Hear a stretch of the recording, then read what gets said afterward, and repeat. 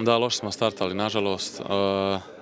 Ali tako je nekad u rukometu, imali smo stvarno loš start, nismo uopće imali fokus u napadu, u obrani puštali smo nekako sve, ali evo 10. minute uozbiljili smo se svi malo i klupa je bila tu i reagirali smo na kako je bila 4-5-0.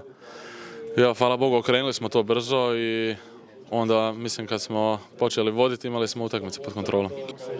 Pa, iskreno ne znam, nije išlo, malo smo ušli možda pod nekim grčom opet. Napad nas nije išao, nismo napadali, nismo bili okomiti po gol.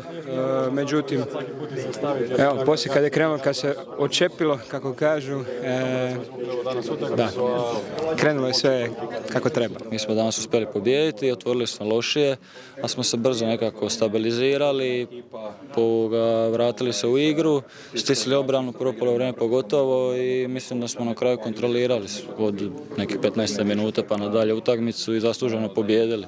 Apsolutno, 24 primljena pogotka u današnjem rukometu je jako mali broj. Obrana igra fenomenalno, čak i uz ove švicarske niže neugodne igrače, tako da eto, mogu biti presretan na to. I ništa, pripremamo se za sljedeću utakmicu. Ne znam, jesmo ikad imali takvu situaciju, ali šta je tu je. Svi smo u istoj situaciji u grupi našoj. Mi trebamo dalje vjerovati da možemo ući u polufinale, uopće ne trebamo se opterećivati kako će ovi ostali odigrati.